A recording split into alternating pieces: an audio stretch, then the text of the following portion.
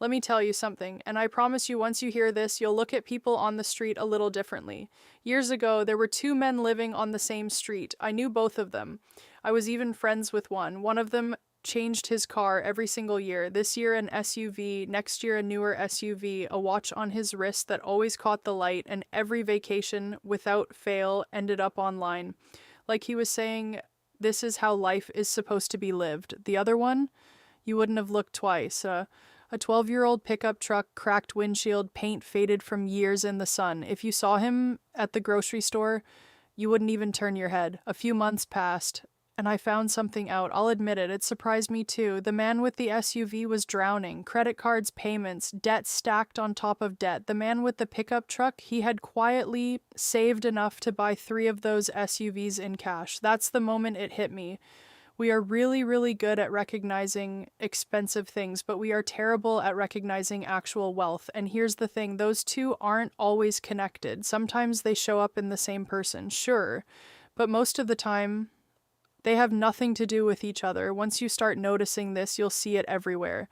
You know what the biggest misunderstanding is? People think wealth has a look, a nice car, designer clothes, the newest phone, a watch everyone recognizes. But here's the problem. All of it can be rented, financed, bought with money someone doesn't actually have. What you see tells you almost nothing about the person in front of you.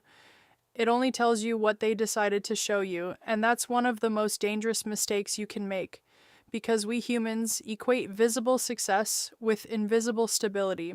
Life just doesn't work that way. Someone can look successful on the outside while quietly panicking every time a bill arrives. Someone else can look completely ordinary while getting a little richer quietly every single month. You cannot tell from the outside.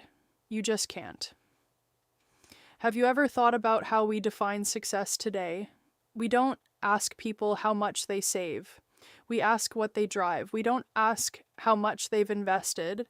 We notice the logo on their shoes. We don't ask if they own any assets. We notice where they went on vacation. It's almost like we replaced financial health with visual proof, and companies know exactly how to use that.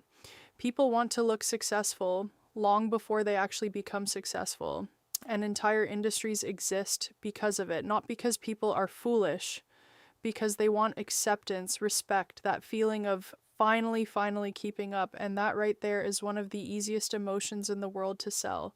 Sometimes the most expensive thing you buy isn't the item itself, it's the identity that comes with it. A jacket isn't always about staying warm. A car isn't always about getting from A to B. Sometimes people are buying confidence, sometimes attention, sometimes just the hope that strangers will look at them differently. But here's the problem. That feeling never lasts very long. The excitement fades, and there's already another purchase waiting, another upgrade, another payment, another reason to believe this time it'll finally feel like enough. It almost never does. There's another trap nobody really talks about. The more money people make, the more expensive their life becomes. At first, that sounds reasonable, right? You get a raise, you move into a nicer place, you upgrade the car, you start eating out somewhere better. Nothing wrong with any of that. The problem starts when every extra dollar immediately finds somewhere new to disappear to.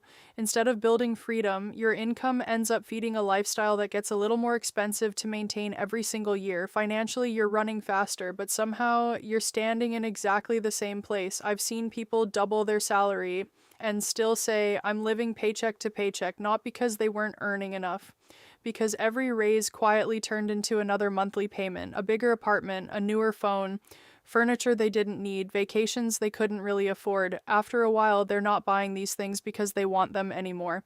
They're buying them because falling back feels embarrassing. That's a powerful feeling. Nobody wants to feel like they're falling behind, especially when everyone around them looks like they're moving forward.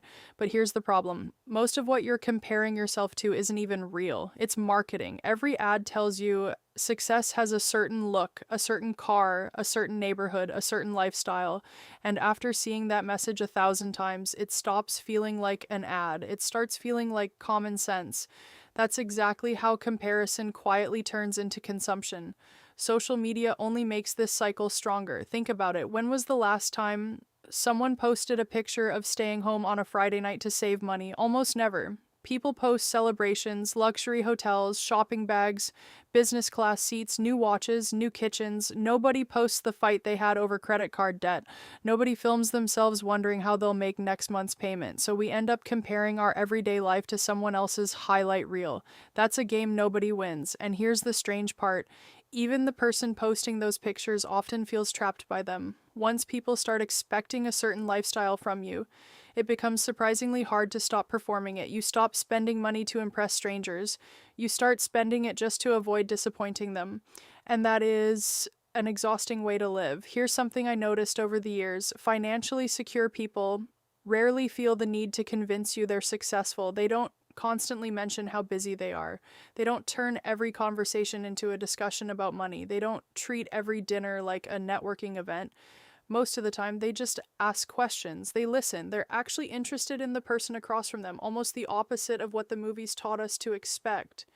Meanwhile, people chasing the image of success are always talking about what they're about to do, the business they're starting, the investment that's going to change everything, the opportunity everyone else is missing. Maybe sometimes those plans work out. But eventually you realize something. Talking about success and actually building it are two completely different activities. One gets attention, the other gets results. And those are very different things. The hardest lesson I ever learned about money had nothing to do with investing. It had everything to do with patience, because almost everything worth having takes longer than we want it to. Building savings, learning a valuable skill, growing a business, paying off debt, none of it is exciting. Most of it is just repetition. And that's exactly why so many people give up. Slow progress doesn't feel impressive until one day you look back and realize it completely changed your life. Here's something I wish someone had told me years ago. Money isn't just for buying things, it's for buying options. The option to leave a job that's making you miserable. The option to be there for your family when they need you. The option to take a few months off without panicking every time your phone buzzes. That's what real financial security actually feels like. Not applause, not compliments, not a stranger glancing at your car in a parking lot. Freedom. And freedom, strangely enough, is very hard to show off. Nobody can see your emergency fund. Nobody notices your investments quietly growing while everyone else chases the next trend. Nobody congratulates you for paying off debt. The things that actually improve your financial life are usually invisible, and that's exactly why so many people ignore them. Our brains love instant rewards. Buying something expensive feels exciting today. Building wealth usually gives you nothing but patience. One feels exciting, the other feels boring. But boring has an interesting habit. It works day after day, year after year. While everyone else is out there searching for a shortcut, boring just keeps quietly doing its job. That's why the wealthiest people I've ever met rarely had a dramatic story to tell.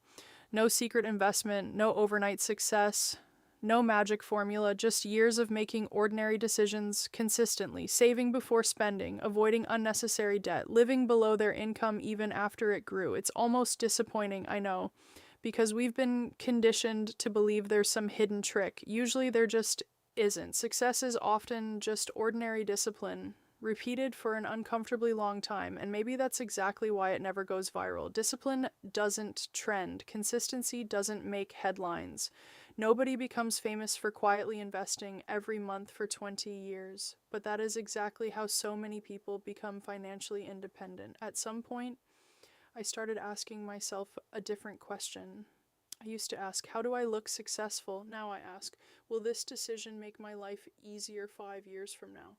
That one question changed almost everything. Sometimes the answer means saying no to something I really want. Sometimes it means driving the old car a little longer. Sometimes it means keeping the money in my account instead of wearing it on my wrist. And honestly, I've never regretted any of those choices.